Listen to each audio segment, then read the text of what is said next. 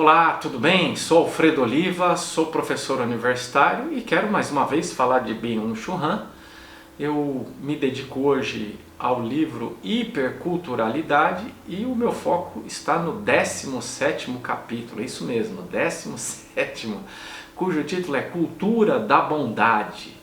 Eu separei 3 trechos, esse é um tema bem interessante que vai aparecer em outros lugares, no pensamento de Byung-Chul Han. Eu já mencionei isso e é bom insistir que essa é uma característica do pensamento de Byung-Chul Han quando ele está apresentando um fenômeno que ele vê de um ponto de vista crítico. Ele procura então apresentar rotas de fuga, quer dizer, alternativas. Ao invés de simplesmente analisar criticamente um fenômeno, ele propõe elementos que poderiam substituir ou poderiam se constituir como alternativa, ou que pelo menos poderiam conviver a esses fenômenos que ele vê de forma crítica, negativa, e poderiam de certo modo contrabalancear e tornar a nossa cultura, o mundo em que vivemos, um pouco melhor. E claro, ele está falando aqui de cultura da bondade, quer dizer, se você tem uma cultura que está se tornando artificial, né? Artificial no sentido de digitalizada, matematizada, quantificada, né? E isso está acelerando as pessoas, isso está tendo um impacto no modo de interação entre as pessoas. A alternativa para esse tipo de convívio, que é altamente difundido no mundo digital, é que a gente cultive uma cultura da bondade, da gentileza, talvez da cortesia, né? Então vamos lá, 3 trechos. O primeiro diz assim: a conexão hipercultural gera uma variedade intensiva de formas de vida e de percepção. Ela não permite nenhum horizonte de experiência universal, comum, nenhuma regra de relação que tenha validade universal. A adaptação necessária para ser exitoso deve ser construído por um outro caminho, né?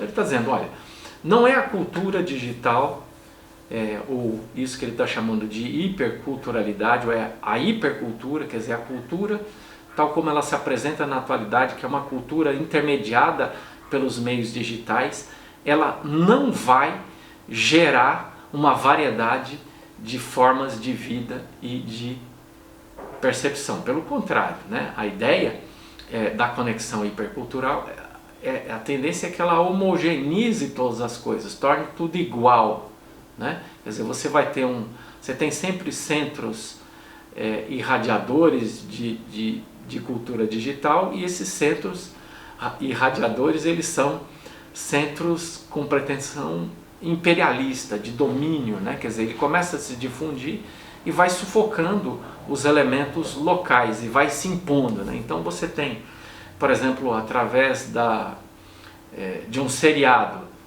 produzido nos Estados Unidos, a partir do consumo desse seriado no mundo inteiro, modos de vida estão sendo sociabilizados ali, de certo modo impostos e normatizando comportamentos em todos os lugares do mundo. Então, com isso, essa digitalização da cultura, ela tende a uma homogeneização, a produzir modos de vida muito parecidos no mundo inteiro. Então isso não vai acontecer pelo meio digital. Como é que vai acontecer? Então ele vai falar, num outro trecho um pouco mais adiante, de cortesia. A cortesia também é capaz de se adaptar formalmente ao externo, na medida em que dá espaço a uma autoconstituição mútua. Ela é uma técnica comunicativa que cuida para que as pessoas não se irritem ou se magoem. Contudo, lhe é própria apenas uma franqueza muito reduzida. A cortesia é utilizada não raramente para minimizar o contato com o outro, com sua outridade, com sua característica de ser distinto. Ela mantém o outro à distância. Além disso, ela está vinculada a um código cultural. Onde quer que se defrontem culturas codificadas de modos diferentes, ela perde a sua eficácia, né? Então está dizendo, bom, a cortesia pode ser um caminho, talvez um bom caminho, né? mas ela tem as suas limitações, né? Ela tem as suas limitações porque ela cuida para que as pessoas não se magoem, né? Não estejam ferindo umas às outras, mas ela tem um certo limite de franqueza. Aliás, essa é uma discussão, né? Como é que a gente consegue ser cortês e franco com as pessoas, né? Normalmente essa fala franca, ela, de certo modo, ela parece descortês, né? Aliás, essa é uma discussão bastante cara, por exemplo, ao filósofo francês Michel Foucault, que é de fato bastante lido por Byung-Chul Han. E o Foucault tem uma discussão sobre a parresia, sobre a fala franca, né? Um termo grego que designa a fala franca, que era exercida pelos antigos gregos, que depois produziu seu correspondente nas culturas romanas, né? Latinas, antigas. E a fala franca é bastante valorizada por Foucault, mas ela tem um certo limite, porque quando você se expressa com absoluta franqueza, você normalmente vai além do limite da própria cortesia, né? Então, a cortesia é um bom projeto, mas ao mesmo tempo tem o seu limite, porque ela não permite que você se expresse de forma totalmente franca, e a franqueza é de fato um valor bastante importante para o Byung e também para o Foucault. E por fim, o terceiro trecho diz assim: ao contrário da cortesia, a gentileza, a amigabilidade opera de modo desregrado. Justamente seu desregramento a capacita a uma efetividade mais ampla. Ela gera um máximo de coesão com um mínimo de relação.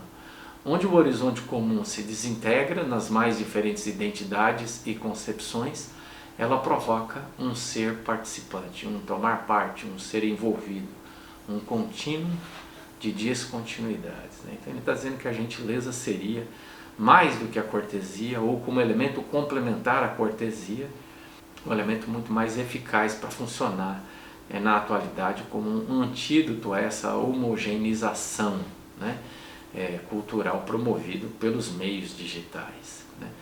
Eu confesso que assim, eu não consigo ver uma distinção muito clara, né?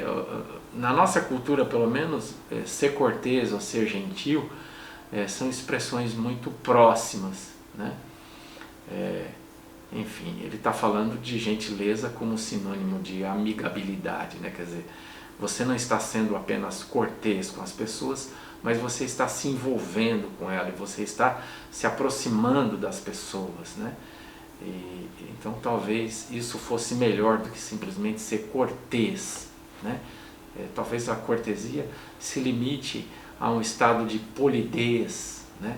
E a gentileza seria mais do que simplesmente ser polido, respeitoso, né?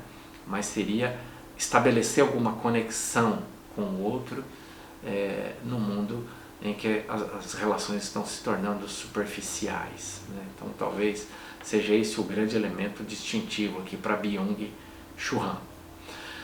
Muito bem, esse foi o 17º capítulo, Cultura da Bondade, né? Eu gosto bastante desse tema. Eu acho que a gente precisa de fato aprender e colaborar para que se difunda uma cultura de gentileza, sobretudo de gentileza, né? Então, talvez a gente possa começar aprendendo com o Byung-Chul Han e se envolvendo e difundindo uma cultura de gentileza, de bondade. Muito bem, a gente se encontra então num próximo vídeo. Um abraço e até lá!